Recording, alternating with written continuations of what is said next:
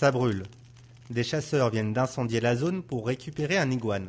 Les feux de végétation, pour origine, la plupart du temps, c'est soit de l'écobuage volontaire pour sécuriser un peu les terrains par rapport aux divers animaux, serpents et autres qui peuvent menacer les habitations. Il peut y avoir aussi des chasseurs qui mettent le feu à la savane pour aller récupérer quelques lézards.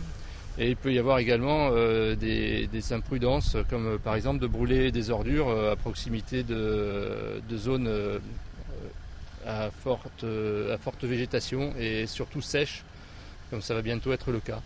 L'été est propice aux feux de broussailles. On pense qu'avec notre terre humide et entourée de marécages, le feu s'éteindra tout seul sans se propager. Mais cela n'est-il pas risqué ? On peut très bien provoquer un accident à cause de la fumée qui traverse la route. Également, le fait de ne pas pouvoir contrôler un feu, parce que quand on met à feu la broussaille, le feu peut courir sur plusieurs hectares et se retrouver à proximité d'habitations et menacer les habitants. Par ailleurs, certaines sociétés aussi ont des stockages parfois d'engrais en zone agricole, ce qui peut rendre très très périlleux le travail des sapeurs-pompiers.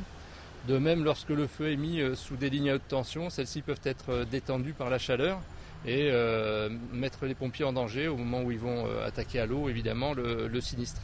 Avec le feu, le principal danger reste la noyade. La force des courants qui s'étendent du Brésil au Suriname en sont principalement responsables. Mais pas uniquement. L'eau, les pluies qui tombent sur la Guyane et qui continuent de tomber actuellement provoquent aussi de très forts courants et de hauts niveaux au niveau des fleuves. Ça crée également une turbidité de l'eau qui fait qu'on ne voit pas quasiment même ses pieds quand on va se baigner. Une extrême turbidité de l'eau dans laquelle on ne sait plus si on fait de l'apnée, on ne sait plus si on est en haut ou en bas. Donc avec cette perte de repère, on peut se noyer. Ce sont des circonstances qui se sont déjà produites. Dans les fleuves, la turbidité fait qu'on ne voit pas les obstacles, et notamment des roches immergées, et qu'on ne voit pas non plus les objets qui se déplacent sous la surface de l'eau et qui peuvent entraîner des noyades par choc simplement avec un tronc, une branche. Les tenues des sapeurs-pompiers sauveteurs nautiques sont fluorescentes pour qu'on puisse éventuellement les repérer à distance, et notamment d'un hélicoptère en cas d'entraînement par le courant.